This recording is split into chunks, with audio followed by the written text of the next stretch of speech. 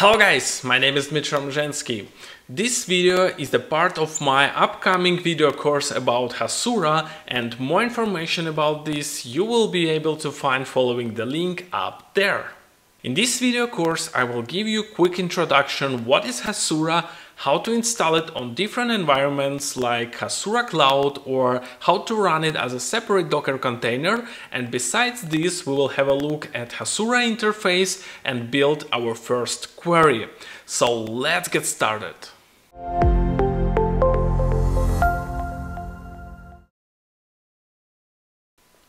Hello guys! So what is Hasura and how it makes our life easier? So let's get started with GraphQL. GraphQL is a query language for APIs and a runtime for fulfilling those queries with your existing data. If to simplify it as much as possible, you describe data your application needs, and via HTTP you send this query to your server. Your server should parse this query, get maybe some params and fetch the data. And where usually we store the data? In database, right? So our server goes to database, grabs the data and returns to the client the data it has requested. And it doesn't matter how complex your application is. Everything boils down to creation of the data, update of this data, and deleting of the data. So-called CRUD operations. Despite these operations are very primitive, you need to write code for this anyway. You need to build SQL queries or use ORMs, then create maybe some controllers, GraphQL resolvers and so on. And then later you may realize that you write almost the same code for every entity. You always need to have the list of photos, list of comments, you need to filter this list, you need to have always pagination for both, you need to control permissions and many other things. When we encounter such situation, we as developers want to somehow automate it, and Hasura does exactly this. Hasura sits between our client and database. Technically, it is our backend. Very smart backend, and very fast by the way.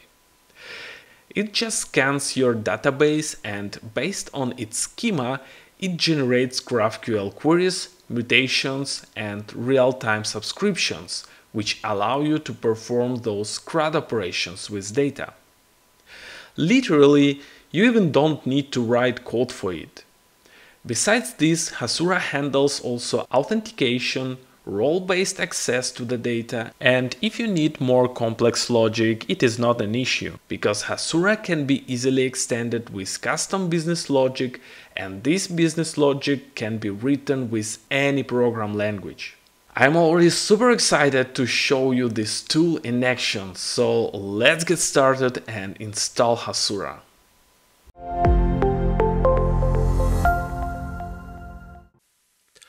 Hi there! There are a couple of ways of how to start a Hasura project, and now we will learn how to do it with Hasura Cloud. The first thing you have to do is to go to hasura.io, then click Get Hasura button and pick the plan. In my case, I will take a free tier, and then proceed with a quick authentication process. The registration here is free and trivial. After successful registration, you will have a similar page to what I have now, and you will be asked about pick either existing or create a new free database with Heroku. I will pick the Heroku one. Most probably, you will be asked to log in with your Heroku account or to create your own. I have one, so I will use it for login. I can see now that my database was created and I can click button Create Project now. Once project was created, you will be redirected to the dashboard where you will see some basic information about your project, as example GraphQL endpoint, IP address and so on. Let's explore what else do we have in Hasura console. So we have 4 tabs. First one is a general. This is the general information we see right now. Then below we have a tab team. For now, you should see your email address only. But if you work in a team, you could invite more people. Just put email of your teammate and give some roles like admin or user, where admin can have a very broad permission. He can do everything, whatever he wants, but user has less permissions. And you can specify which exactly permission do you want to grant to this user, and then just click Add button below. The next section is called envvars. Here you can define variables which will allow you to configure your Hasura engine. Some of them we will cover later in this course. As example, you can see here already predefined Hasura GraphQL database URL, which points to our Hasura database instance. You can click on it in order to see the current value and update it if it's necessary. If you want to add the new variable, you can click on New envvar button, and from a drop-down you can pick available variable and add it. As example, I want to set def mode to true, and then I click Save in order to add this variable. Now you can see it listed here. Then, the last but not least is domain section. You can see that now we automatically got some dummy domain name, but if you have your own domain name like yourproduct.com, you can add this alias in this section by clicking on New Custom Domain and then click Add button. Great! We have checked all sections, and now we can have a look at our GraphQL console and see if it's working. So I just click the button Launch Console, and we can see that our Hasura console works perfectly.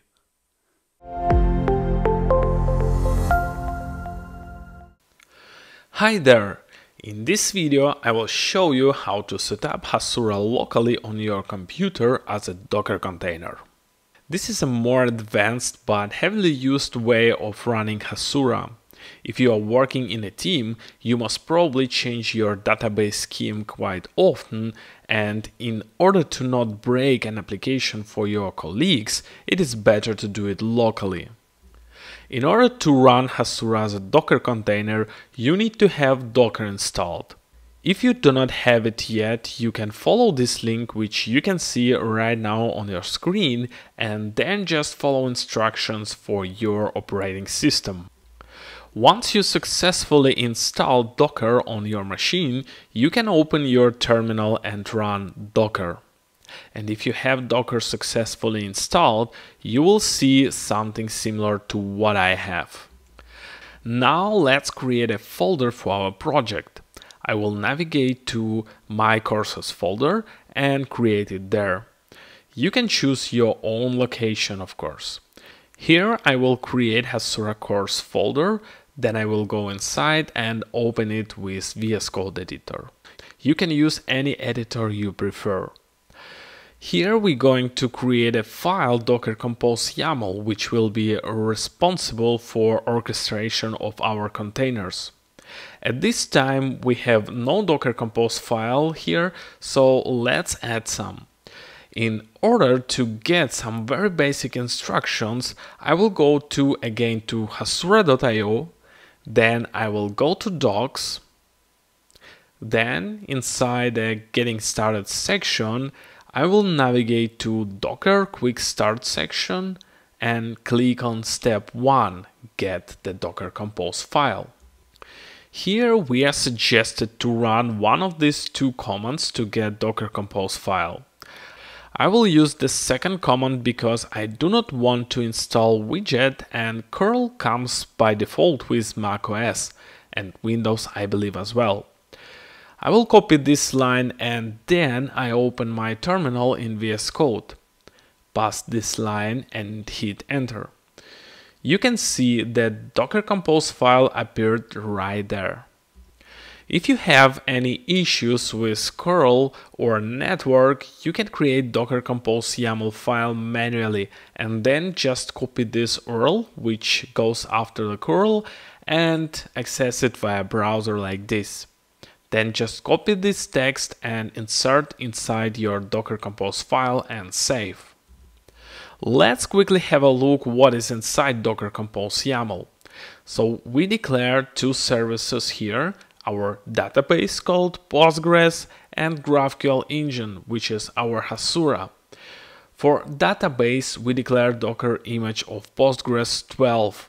And for our Hasura, it is Hasura/GraphQL engine version 1.3.1. You may have slightly different version, of course.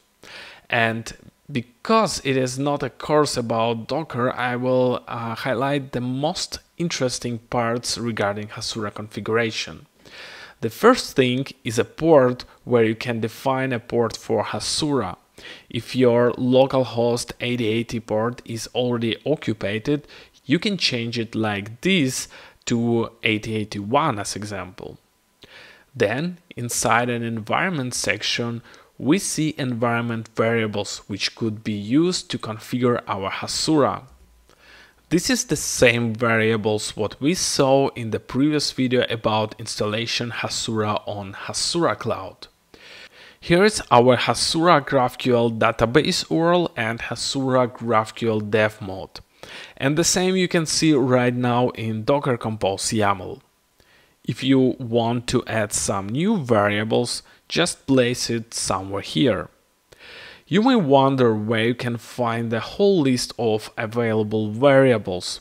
Well, to see this list, you can go again to Hasura Docs, find the section Hasura CLI, and click on the configuration reference, and then find environment variables. And here you can see all possible variables and descriptions, which variables means what. Okay, now it's time to run our Hasura containers. To do this, I will go to my VS Code and in terminal, I will run command docker compose up to start necessary containers.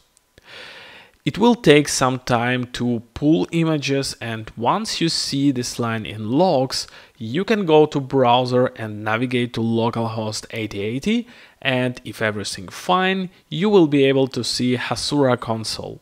If you want to stop your container, just go to terminal and press Ctrl+C in order to stop containers.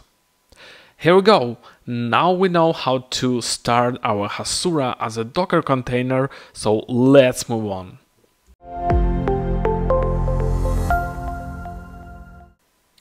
Welcome to this lesson. Now we know how to spin up Hasura server in Hasura Cloud and locally with the Docker. Now let's have a closer look at the Hasura console and learn how to work with it. So here is our Hasura console. This first screen is our playground where we will be building our GraphQL queries, mutations, and configuring headers. It is like a lightweight version of Postman if you have ever worked with it. Let's explore what do we have right now. At the very top you can see the version of our Hasura engine. Then below there is an endpoint which you will need to call in order to perform queries and mutations. Then in section request headers, you have an option to add headers to your requests or to remove existing ones. As example, we can add authentication header and some token. This is just a dummy example. More about authentication we will learn in next sections. Let's move forward, and here we see the playground where we will be mostly working.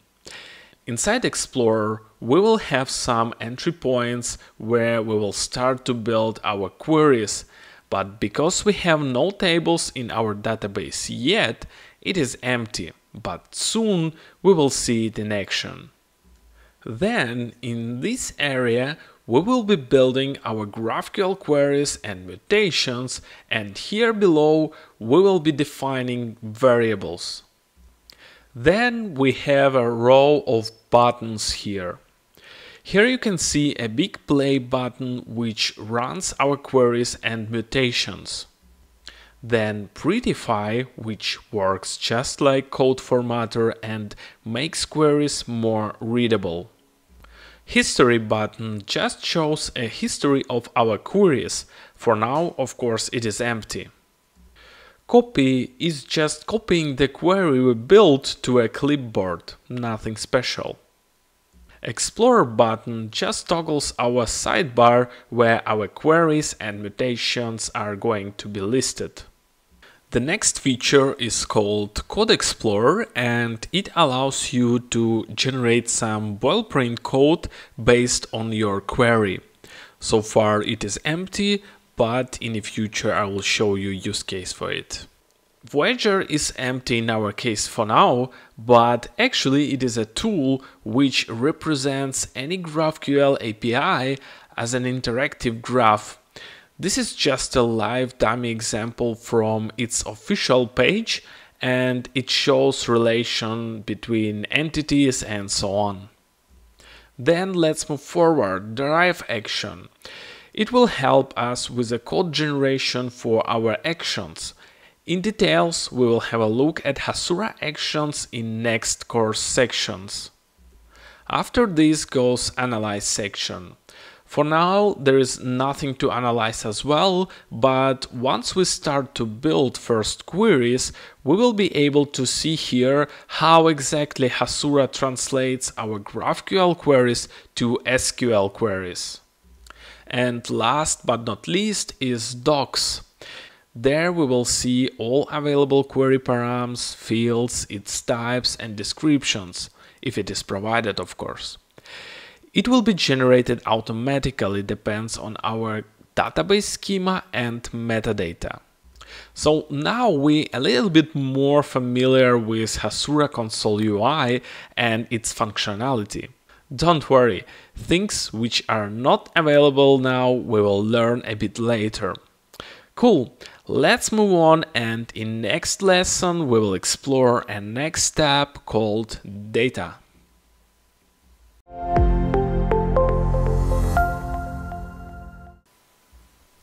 Hi there. Well, for now our database is completely empty, so we cannot build any queries now. Let's go to the tab Data and create some tables. I can click Add Table or Create Table and see the next screen. Let's give this table a name. I will call it Photos. Then I have to add some columns, so I will add ID, which has type UID, and default value will be generated by this function called getRandomUID. Then I will add a field called photo URL, which has type text. Then let's add maybe some, description, which is also text type. And we also should have something like create and update date. We can grab them from the frequently used columns. I will click this button and pick created add and updated add fields. Looks great. Then I will make ID column as primary key. Foreign key we can skip for now, and unique key we also don't need it. And comment you can leave empty or just put some description of this table. This description will be also used in GraphQL docs, so I will leave some short one just for test. Good, now I can hit Add Table button and my table will be created and will appear in the sidebar. Let's click on it and we see that there are no any rows in the table, so we have to create some. In order to do this, I will navigate to the Insert row and add some values. I will leave ID empty because ID will be automatically generated as well as created add and updated add fields. Now let's go back to browse rows, and you can see that our rows were successfully inserted. If you need to clone, edit or delete some row, use these three buttons. If you want to add or remove a new column to the table, you can easily do it in Modify tab. Just go there and find Add New Column, or if you want to remove a column, click on Edit and find the Remove button. Alright, now we have some data and we would be able to build our first query. So let's do it in the next lesson.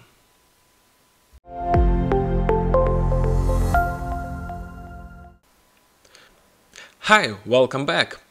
In the previous lesson, we have created a table photos and added some rows. Now let's try to query them in our GraphQL. There are some changes since last time we were here. First of all, we have 3 endpoints in our Explorer, and if we expand it, we will see a lot of fields which we will see in the action in this and next few videos. The next change is hidden in Docs. Now, if we click on Docs, we will see some root queries, mutations and subscriptions. If we go inside Query Root, we will see available fields: Photos, Photos Aggregate and Photos by PK, which means primary key.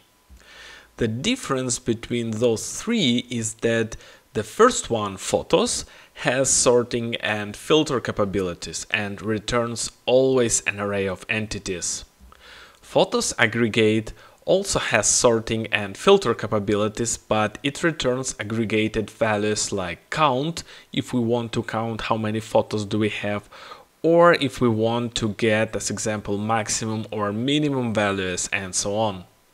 And the last one, Photos by PK, and it is being used if you want to fetch some entity by primary key, usually it is an ID. It has neither sorting nor filtering capabilities, and it returns always only one value object or null if it's not found. Let's investigate one of the fields. I will take Photos for this example. Here between braces you can see values which can take this field as a parameter. If it has exclamation mark at the end, it means that parameter is required. Next to the name of the parameter you can see a parameter type. It can be some primitive type like integer for limit field, or something more complex like photo select column for distinct on field. The types are clickable, so you can click and see more details. Then, after braces, we can see the type which this field will return. In our case, it is a field called Photos. If I click, we will see that these fields are the fields which come from our table which we created in the previous video. And by the way, here is our description to our table. Okay, now let's get back to our query builder and build the very first query. I can write it manually, but Hasura allows to do it the way more easier. I just need to expand an entity I want to query, and I need to just check a field which I want to fetch. And you can see that the query was generated automatically. You can also give some name to your query and hit the play button. And now you can see that magic is real. Without any single line of code, we have a working GraphQL engine which returns our rows which we have added to the database before. Now let's quickly try to perform an aggregate query. I will expand Photos Aggregate, then Aggregate and then Count. Let's keep it simple right now. We see that Photos Aggregate query was also generated correctly. Now I hit play button again and we see that we have 3 photos, which is correct number actually. And also let's try out a query called Photos by PK. I will expand it. It immediately shows me that I need to provide an ID, so I will copy one and paste it here.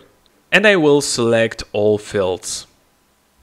I hit play button again and I see that the query returned me correctly the value. Brilliant! If you think that was it, you are wrong, because Hasura provides you very powerful sorting and filtering capabilities, which we will learn in the next lesson. So, see you there!